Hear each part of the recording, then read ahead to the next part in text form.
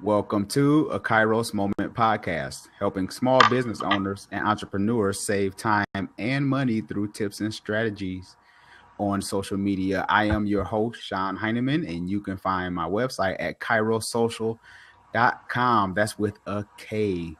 How are you doing, everyone? Thanks once again for inviting me into your ear gates. And today we are going to discuss choosing the best website host for your business with special guest Wendy Robinson.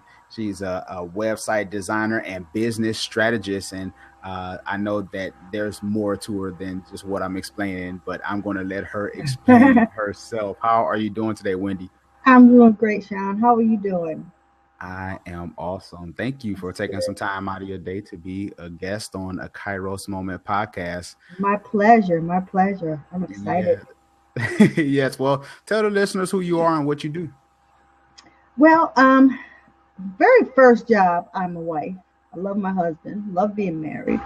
But after that, I'm a mom. And then to bring money into the household, Yeah. I by day I still have a full time position. Um, 30 plus years, my background is in accounting. I've been an accounting professional, but throughout that entire time, I always had my ear or my nose in the IT department. So I've always been a part-time geek. When there were part-time tasks to be done at work to earn extra money, I always signed up for it. And then about 6 years ago, I went back to school to get my bachelor's in information technology. And I just recently changed to getting that concentration in web design. So the World Wide Web is my playground, and I like to have lots of fun. But I'm also a business person, so I like to strategize with my clients. And, we don't just build a website, we build a strategy around their social media real estate or their web real estate, as I like to call it, their home on the web. Yes. Awesome. Most definitely. Gotta love that. Met Wendy a couple of years ago at one of Carla Stevens' event, uh, Yes, who yes, was a client of yours as well. Um, yes. yeah. So shout out to Carla if you're listening to this Yeah, I can't wait podcast. to see her in a couple of weeks. Yeah. Question: what Yes. book on social media or entrepreneurship you would encourage readers to read? I thought about this question earlier today when you sent it, when I was reading through it, and there's so many. The very first book that comes to mind for me, especially for entrepreneurs who are just starting out and they're basically solopreneurs, as I like to call them, I like the book The Referral of a Lifetime. And it's a book that it tells a story of a woman who has not been able to get her business to grow, and has she doesn't know how to get clients. And she meets this gentleman through a referral. Somebody in a coffee shop referred her to this gentleman, and this man took her through, I want to say, 10 days, maybe 2 weeks, a 30-day exercise of really dialing things back and getting back to basics and learning who was in her network already to see who she could share her expertise with. And I think it's all for entrepreneurs, it's all about really finding out who you can sell your products or services to right in your backyard. The World Wide Web is a big playground, and we all want to jump in and do the social media thing and this and that. But I think it's really important to get back to basics.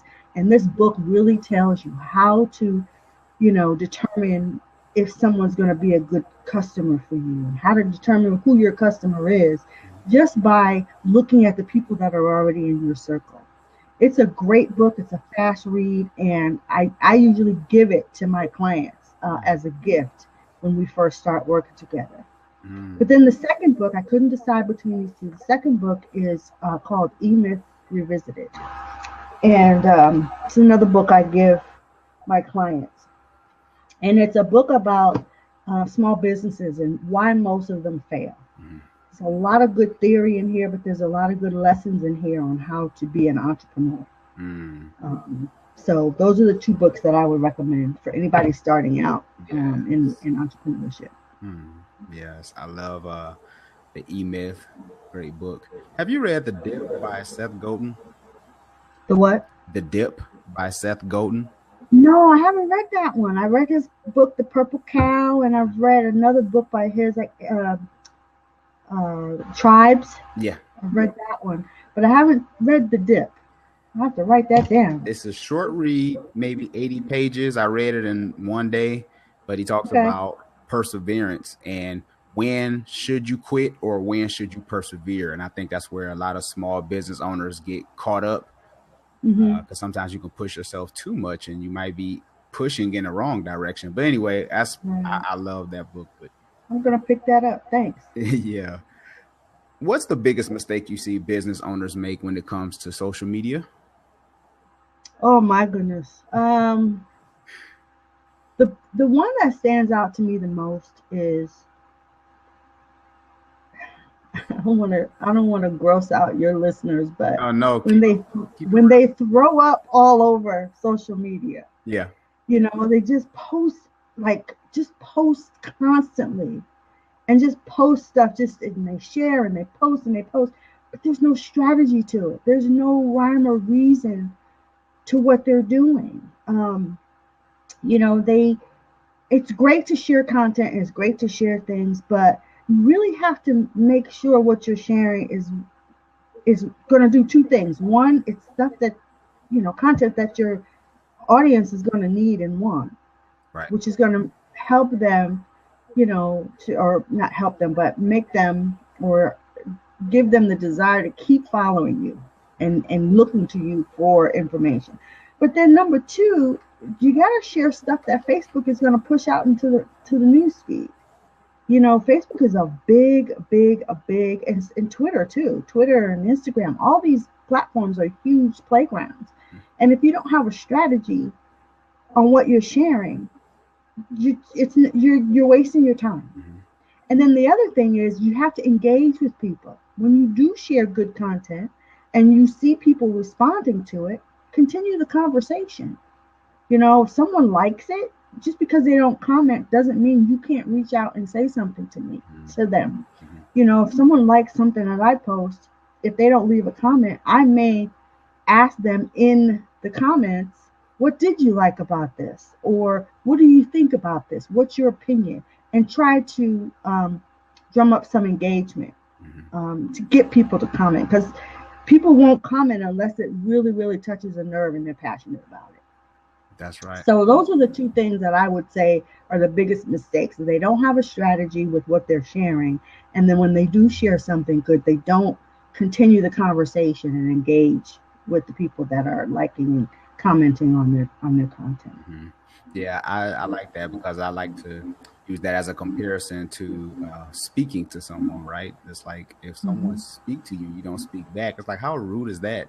Especially if someone leaves a comment, a nice long comment on your Facebook post or your whatever, you know, your social media site, and you don't say anything. I'm like, they took the time, they thought about you, you know?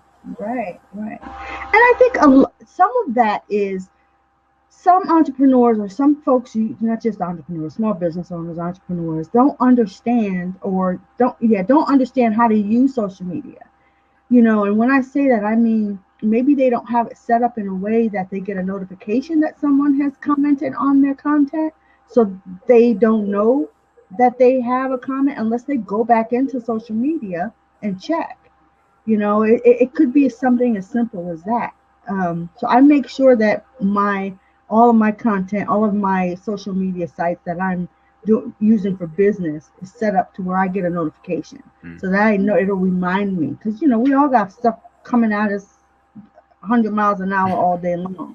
You know, I'm not going to remember to go check my posts, you know, unless I'm intentional about it. Right. And so, but the other reason is they don't have a strategy. You know, social media management tools like Hootsuite and others can really help you manage your social media so that you can be intentional about engaging with people consistently every day. I agree. Yes. What is, before we get started, I got to ask you this question. What is your favorite social media platform? Facebook. I love the book. Yes. Twitter's number 2. And then Instagram's number 3. Mm, okay. Yeah, but I love Facebook. I love Google Plus. Really? Google Plus, I'm able to drive. I get a lot of email subscribers from Google Plus. Okay. Google Okay. Plus is they're a tight knit community. They aren't as big as Facebook, but you have Mhm. true engagement. People just don't scroll. People they converse with you on Google Plus. Okay. Yeah. I'm on there. I don't post much content on there, and I get more engagement on Facebook and Twitter and Instagram. So I'm gonna have to check that out. Yeah. I want to say, hey, what's up to Mike Demand? Yeah. I just Hello. How you doing, Mike? Thanks for joining us. joined us. And Yolanda Barnes. Hey, Yolanda. Yolanda. Hello, Yolanda. Thanks for Yeah. joining us. Hey, y'all. Yes, yes. Well, they jumped in on the really really good part. Yeah. Right. Right. What is your favorite website hosting platform? Is it Bluehost, HostGator, GoDaddy, One and One? What? Especially with you being a web designer, help us out, Wendy.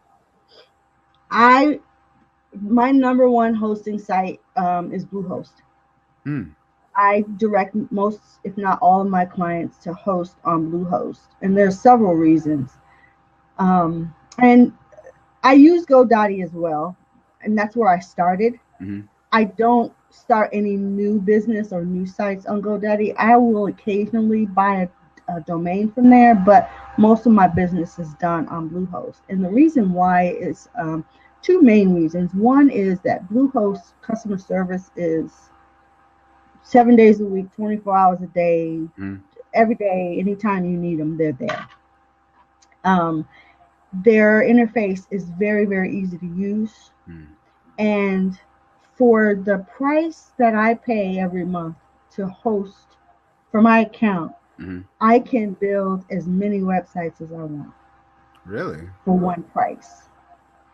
On GoDaddy, I could only do one. Or they said you could do unlimited, but then your sites as a whole would start slowing down. You would notice that there were some lags, and I started building some sites all on my account.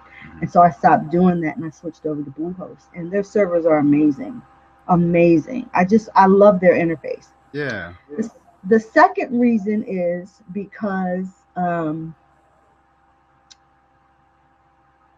GoDaddy allows companies that promote pornography to host their websites on their servers.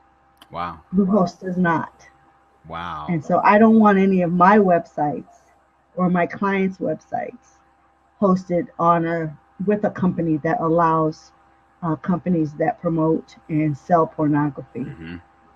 So I am almost done moving everything from GoDaddy. GoDaddy's a great company, right? But I don't want to mix those two together. And I don't mind telling people. I'm very, very particular about it. I just don't want to do it. Yeah. And so that's the other main reason. There are other multitudes of reasons, but those are the two main ones. Awesome. Bluehost. So I'm going to have to check them out because I've heard a lot of good things about them, but maybe I need to go ahead and step up and go to Bluehost as well. They're great. Wow. Love them. Is it better to build a mobile design or responsive web design, or does it make a difference when it comes to this whole mobile thing? Because mobile is huge, right? I mean, you go to Starbucks, you see people driving on their phones, right? To tell you the truth, I have never built a mobile site. I've only used things that are responsive, meaning they look good on any device. There was a time when, you would have to pay extra for a web designer, a web developer to build your site to fit on a mobile device. And now developers are creating themes that are responsive. And so for my money, I'm always going to choose a responsive site. I don't see too many themes out there today that aren't responsive.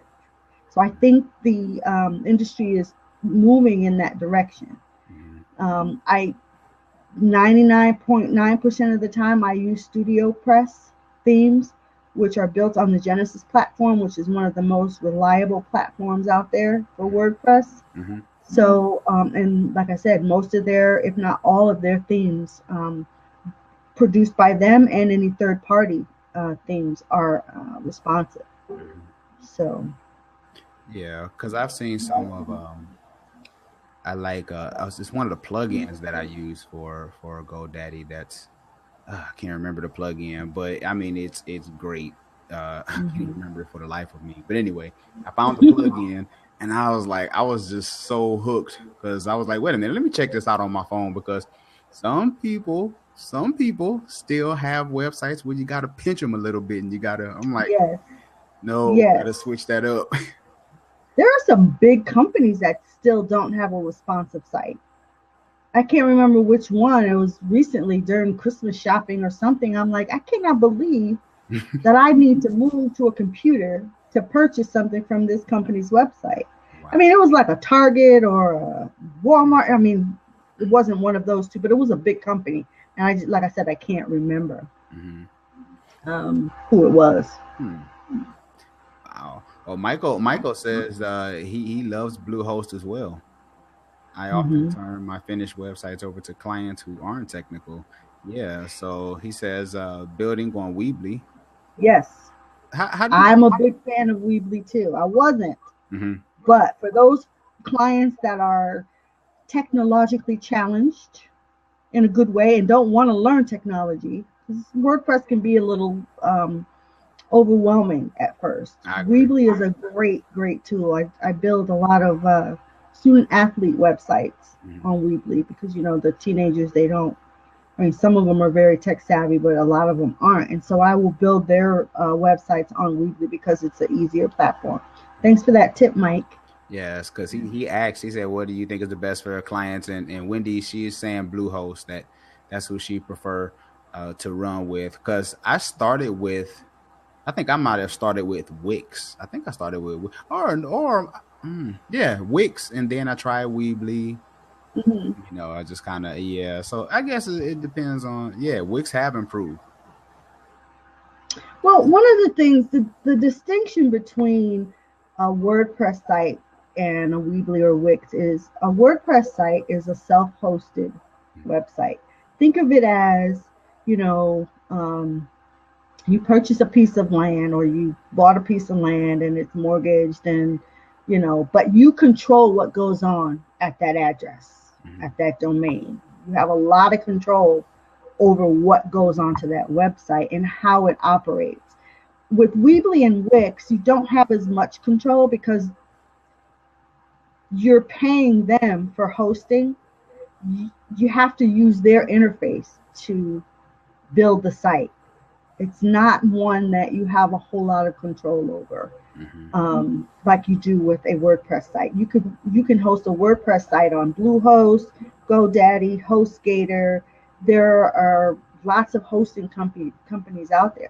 Squarespace is another option for people who may be a little tech savvy, but they really want simplicity and a quick website. My daughter has her site on Squarespace, so that's another one that people can look into. They've got some really nice templates, really clean and lots of white space Mm-hmm. with their themes as well. Mm-hmm. Yeah, Squarespace. Yeah, I heard some good things about them as well. Question: when you are building a website, Wendy, for your potential clients, what are your three must haves? Like, what do they need? Um, Okay, when someone comes to me to build their site, they have to. I couldn't limit it to three. There's five things. okay, give me your five. Give me your You give me have your these five. five things. I will build your website. Number one, you have to have a crystal clear purpose for what you want this website to do for you. You've got to know, it's not just that, well, every business needs a website. It's Right. it's not about that. It's really, what is this website going to do for you and how is it going to serve your client? You've got to be crystal clear on that because that will drive how we set the website up to work for you. The second thing is we got to have high resolution images. Mm-hmm. I get some clients who send me these images that are GIFs, GIFs, Yeah, the gifts. you know, instead of JPEGs, and they're very, very small. And you know, when you blow them up to put them on a website, they look pixelated and blurry. And you've got to have some good imagery for a website. A website that's all text is a boring website. So high resolution images. Mm-hmm. Number three is you need to have some good copy. Yeah. And I learned my lesson about this with my very first website when I was a wedding planner back in 2005, 2006. Because I come from a corporate background, all the text on my website sounded technical and businesslike. Yeah. And you just can't have that on a website. You have to have copy that is in a spoken tense. It has to be conversational. It has to be informative, fun, and engaging. And so the copy for your five main pages, your home page, your about page, your product and services, your contact me page, and then your blog. Your blog, obviously, that's a whole nother interview, but your blog has to engage with people as well so that they keep coming back to your website for more content. Yes. Number four, you have to have a good email provider. And I don't mean Gmail or Yahoo or Hotmail. I mean, you have to have a MailChimp, Mm-hmm. Aweber, something where you can collect email addresses. Because if you're doing business online, you're doing business online, and you're going to need to communicate to your clients or to your potential clients through email. And if they come to your website, you need to grab their email address. And so you've got to have a way to grab that. And MailChimp, Aweber, Constant Contact, those types of companies are the best at managing it. People are trying to manage email through Outlook or Gmail, and it just doesn't work. Right. They go right into your spam folder. Mm-hmm. And then the last thing, 5 to 10 blog posts before you even launch. And blog posts can be something as simple as your favorite picture, you describing your favorite picture, and what it means to you. Mm-hmm. It could be an essay you wrote for a newspaper. Anything. Blog posts don't have to be these mega 1,500 word diatribes. Right. You know, if you notice some of the more popular blogs out there, they have a variety of types of blog posts. Some are short, some are long, some are lists of to-dos. There's different ways to blog so that you're not bound to write this long blog post. So if you have those 5 things, number 1, a crystal clear purpose for the website. Number 2, high resolution images. Number 3, copy for the 5 main pages. 4, an email list service provider like MailChimp. And then 5 to 10 blog posts. I want you to be my client. I will build a website for you, and it will be beautiful.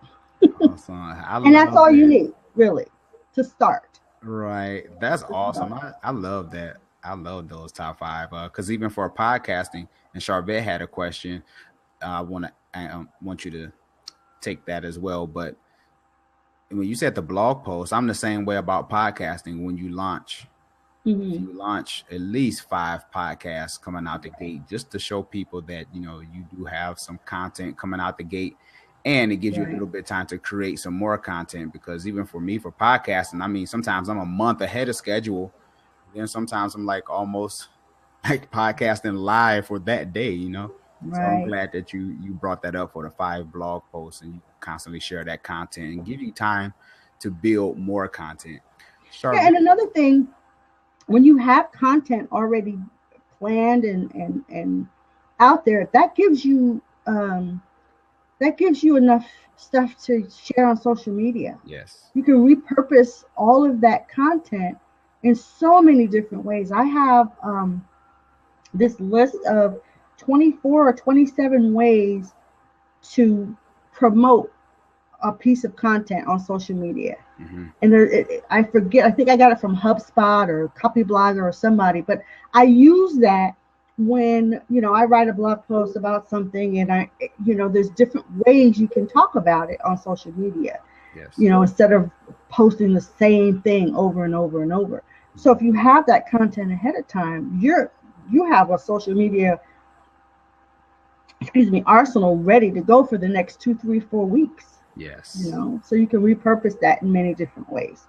Sharvette, you had a question about site load times.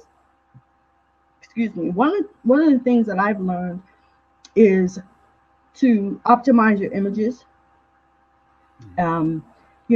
Make sure that they're large enough for appearing nice on the screen, but not so big that they take a long time to load on your site. Another thing that I don't like is a whole lot of animation.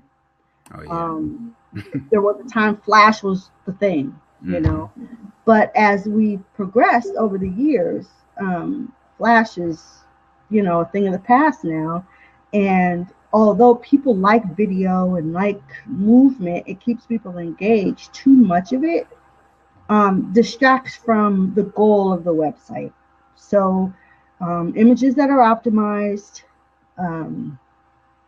make sure there's not too much animation going on. And then the last thing I would say is not too many plugins. When you're choosing plugins, make sure you're using plugins that have, first of all, that are compatible with your theme versions and WordPress versions, because that's how hackers get in. Yeah. Always update your plugins and your themes.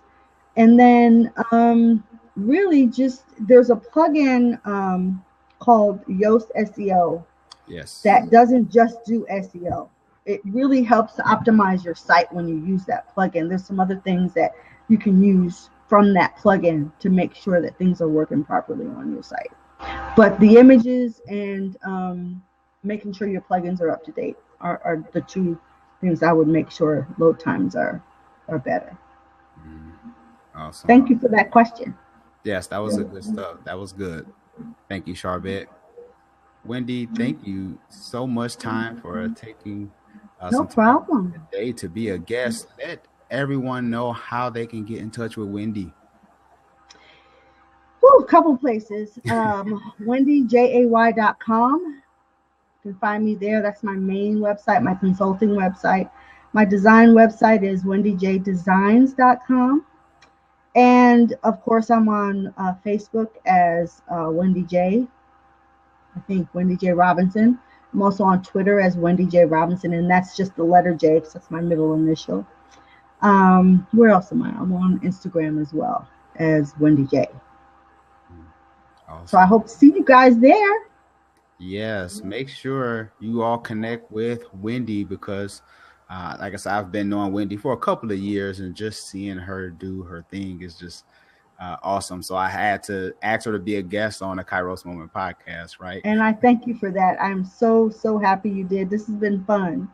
Oh, yes, most definitely. Well, everyone, don't forget to take some time to hit that subscribe button on iTunes, Stitcher, or iHeartRadio.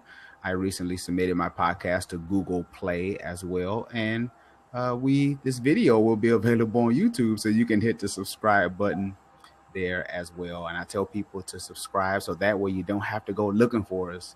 I always tell everyone we're in your pockets.